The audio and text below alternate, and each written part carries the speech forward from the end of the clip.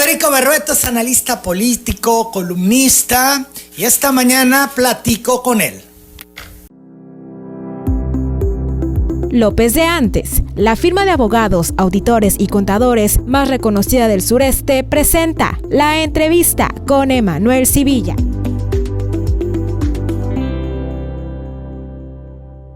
¿Cómo estás, Federico? Qué gusto saludarte. Muy buenos días. Muy buenos días, Emanuel. Me da mucho gusto saludarte y por tu amable conducto saludo al auditorio. Gracias, Federico. Primero, entender estos nombramientos del presidente López Obrador de priistas que han generado todo tipo de comentarios y polémica. ¿Cómo los entendemos, Federico? Bueno, mira, primero el PRI vive una de sus peores crisis. Seguramente, o al menos en mi opinión, es una crisis de corte terminal. Es decir, el PRI se encamina a perder prácticamente todos los estados que gobierna. Y en esto, pues el hecho de que el presidente designe a dos gobernadores que perdieron su elección, la gobernadora Pavlovich de Sonora y el gobernador Miguel Aya de Campeche, hace que, digamos, levante mucho polvo.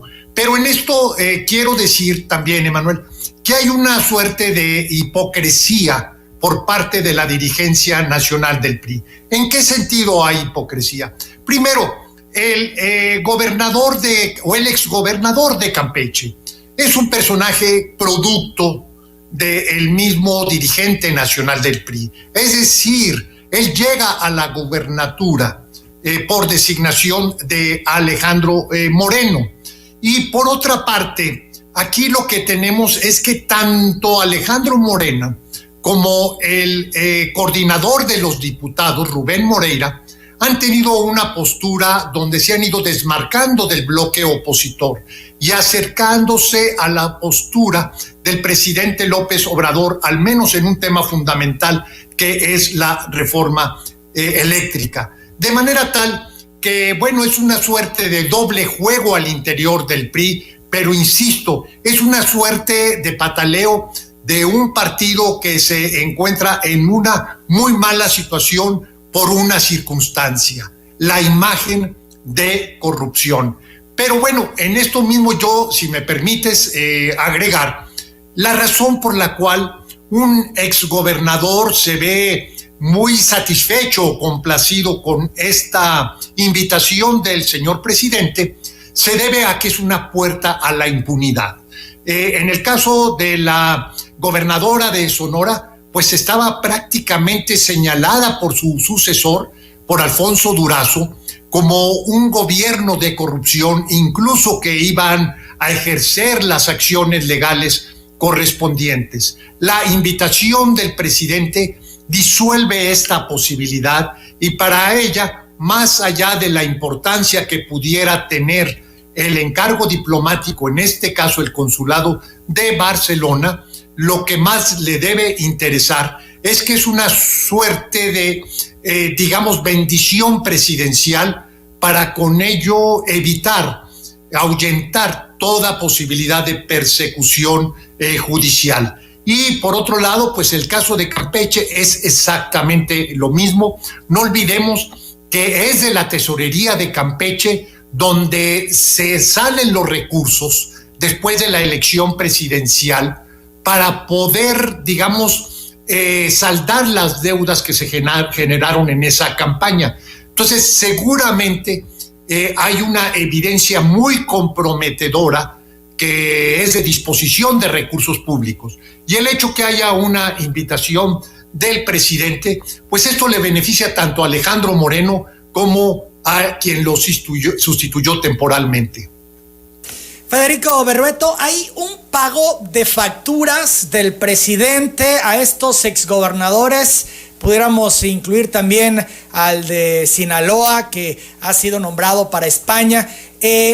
De las elecciones, esto es, generaron condiciones para que Morena pudiera ganar en estos estados y ellos, por el tema de la impunidad, pues están en esta inercia, o lo hace López Obrador para exhibir a los priistas. ¿Cómo lo ves? Mira, y yo creo que la intención del presidente es en realidad de reconocimiento hacia los mandatarios estatales. Esto no es nuevo. Por ejemplo, si vemos las palabras de López Obrador recientemente hacia el gobernador de Yucatán o hacia el gobernador de Quintana Roo, ambos de oposición, son sumamente generosas y creo que sí hay un nivel de autenticidad. No todo es malicia, por decirlo de alguna forma. Por otro lado, creo que las elecciones que se perdieron, bueno, las perdieron los candidatos, que tiene que ver mucho digamos, la imagen del gobierno saliente, sin duda. Pero bueno, ahí tenemos un caso muy claro que es el de Enrique Peña Nieto. ¿Por qué Alejandro Moreno no hace un extrañamiento semejante hacia Enrique Peña Nieto, quien perdió de calle la elección presidencial, quien incluso facilitó las cosas a través de la persecución ilegal de Ricardo Anaya? Y eventualmente, bueno, si vemos, hay una suerte de impunidad, no nada más a Enrique Peña Nieto, sino a todo su gobierno. La cuestión es que el PRI, tanto Alejandro Moreno como Rubén Moreira, fueron gobernadores durante el gobierno de Enrique Peña Nieto, y el tema que está en el centro de la discusión, más allá del reconocimiento que pudiera hacer el presidente a los mandatarios estatales, es el tema de la impunidad. Y bueno, mientras en este país el que la haga no la pague, pues vamos a estar dando vueltas en círculo. Y en el caso del PRI es evidente que el tema de la corrupción y de la impunidad es lo que está acabando con este partido. Las 8 de la mañana, 18 minutos, estamos platicando con el analista político Federico Berrueto. Hoy el presidente López Obrador ha sido cuestionado en torno a estos nombramientos. ¿Te parece, Federico, que hagamos un enlace a Palacio Nacional para escuchar lo que dijo el presidente?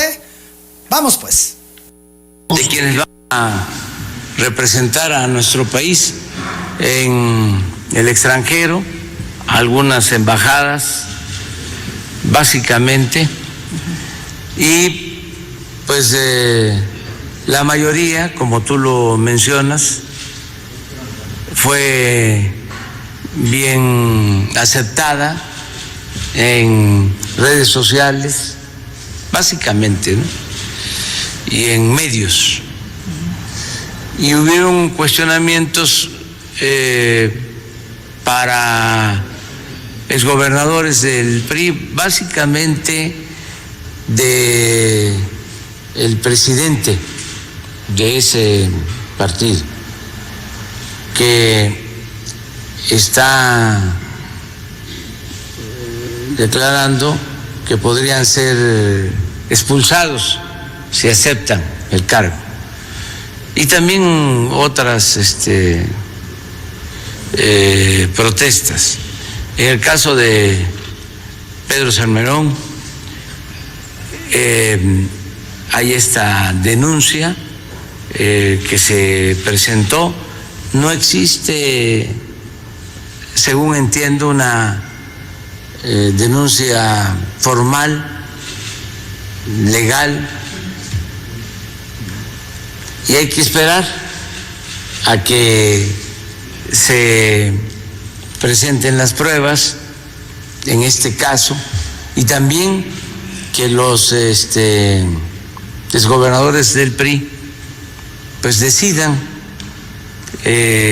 Estas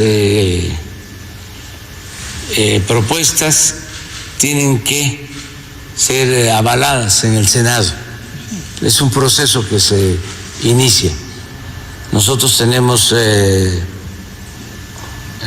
buena opinión de todos los propuestos, de todos. Por eso hicimos este planteamiento. Todos para nosotros son mujeres, son hombres que merecen respeto y representarnos. En el caso de los gobernadores, pues no hay denuncias en contra de ellos. Ojalá y se presentaran. me consta de que en los procesos electorales actuaron con imparcialidad y me tocó ir a sus estados cuando se desempeñaban como gobernadores y no tenían rechazo de sus pueblos. La posición del presidente López Obrador, Federico, que va con todo el apoyo, con todo el aval de los nombramientos que hizo ayer. Así es de esperarse que así sea. Y también esto que señala el presidente, y es un mensaje hacia todos los gobernadores de la oposición, y es: en las elecciones deben actuar con imparcialidad, y en ese sentido, de mi parte, es lo que dice el presidente, no solamente tendrán respeto, sino además reconocimiento y eventualmente una oportunidad para integrarse al gobierno. Y dice otra cosa también importante: no hay denuncias en su contra, y que si hubiera elementos, bueno, ojalá y estas denuncias se presentaran. Pero eso, independientemente de eso, el presidente dice: yo, en lo que a mí concierne, tengo buena opinión, y por lo mismo avalo todos y cada uno de las propuestas que he presentado. Pero aquí hay el tema todavía del Senado, ¿no? Y hay que esperar, va a haber debate, pero es totalmente predecible, dado que es una mayoría simple, que el Senado aprobará las propuestas presidenciales. Así es, la va a ratificar el Senado muy seguramente. El dirigente nacional del PRI, Alejandro Moreno, aseguró que Claudia Pavlovich y Carlos Miguel Aiza podrían ser expulsados de las filas del partido si aceptan ser cónsul y embajador respectivamente del gobierno de Morena, que encabeza López Obrador. Esto luego que Relaciones Exteriores informara que la exgobernadora de Sonora fue designada por el tabasqueño para el Consulado de México en Barcelona, y el exgobernador de Campeche propuesto para la embajada en República Dominicana. Alito reacciona en Twitter: los exgobernadores Pavlovich y Aiza fueron autoridades emanadas del PRI, por lo que su militancia está sujeta a los estatutos del partido. De aceptar la propuesta del gobierno de Morena, estarían incumpliéndolos, provocando sanciones internas, incluida la expulsión. ¿Es una advertencia? ¿Es una amenaza de Alito? ¿O es una simulación, Federico?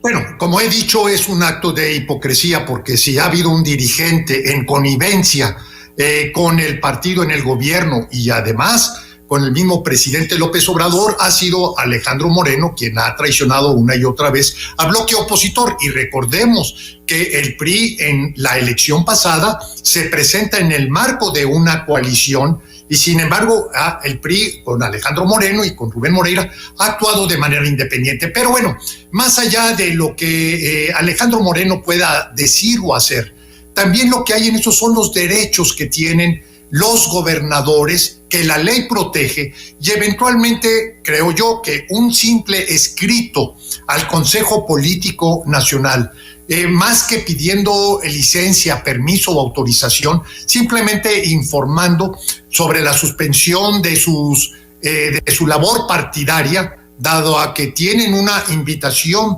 del jefe del Estado mexicano, es decir, se tienen que despojar de este sentido de partido y representar Morena, no representar al gobierno, representar al país en una misión diplomática. Como tal, creo que están dados los elementos para que estos exgobernadores, al informar al Consejo Político de su partido sobre la decisión que ellos tomarían, les permite que ante una eventual sanción o incluso la expulsión, ellos puedan ganar con toda facilidad su caso ante el tribunal. Recordemos, no en un caso parecido a este, pero simplemente como precedente, que Jade Cole fue expulsada de Morena y recientemente el Tribunal Electoral la ha restituido en sus derechos partidarios o partidistas. Así que Alejandro Moreno no es el dueño del PRI, y por lo mismo, aunque pudiera él hablar, decir o sancionar, difícilmente esto tendría consecuencias de carácter legal. Esto es, Alejandro, Alito está obligado a un posicionamiento público en este sentido, por eso lo hace, aunque los alcances pues son como tú los estás comentando. Pero más allá de eso, en la supuesta expulsión que pudiera darse en este escenario, Federico, ¿tú crees que a los exgobernadores priistas les importa en estos momentos? Bueno, mira, es una cuestión de estética, no es una cuestión de política. A los exgobernadores lo que les importa, primero, es mantener vigencia, una situación que casi nadie puede hacer en la política, pero también un tema que les debe preocupar es una revancha, con razón o sin razón, por parte del sucesor. En otras palabras, una investigación judicial. Insisto, el hecho que el presidente los proponga, que públicamente los respalde, para ellos es muy significativo para despejar del horizonte una posible represalia del sucesor o eventualmente una acción judicial con elementos. Entonces, los gobernadores, más que todo exgobernadores, están pensando por ellos mismos. No creo que se puedan dar el lujo por pensar en un sentido de partido, de sometimiento a la dirigencia nacional de su partido, y eventualmente sacrificar una oportunidad que no solamente tiene que ver con la representación diplomática, el encargo que se les encomienda, sino el beneficio derivado de que el presidente los arrope. Decías, Federico, al principio de tu intervención, que observas a la dirigencia priista irse apartando del bloque opositor. ¿Pudieras tú dar por hecho que al final la dirigencia que encabeza Alito Moreno y sus diputados y senadores van a apoyar la reforma eléctrica de López Obrador? Bueno, mira, en esto es justamente lo que estamos de por medio. El PRI y concretamente Rubén Moreira ha hecho señalamientos incluso ante su propia fracción, convalidando muchos de los argumentos del presidente López Obrador. Ahora, que Alejandro Moreno y Rubén Moreira estén en una postura de acordar o de respaldar en lo fundamental la propuesta del presidente López Obrador, no quiere decir que la mayoría de los diputados del PRI estén en esa misma postura. Tampoco que los senadores del PRI pudieran respaldar eventualmente una aprobación en la Cámara de Origen, es decir, en la Cámara de Diputados. Lo que yo siento es que la situación está muchísimo más compleja y una actitud entreguista por parte de Rubén Moreira hacia la propuesta del presidente bien puede significar la ruptura o la escisión al interior del PRI en dos facciones, la colaboracionista y la opositora. Esto, bueno, todavía estamos por verlo, pero insisto, no siento que en este momento Rubén Moreira ni Alejandro Moreno tengan la mayoría de los legisladores a su favor. El gobierno federal da por hecho que esta reforma se va a aprobar, que tiene los elementos y que está haciendo el cabildeo con los legisladores para lograrlo.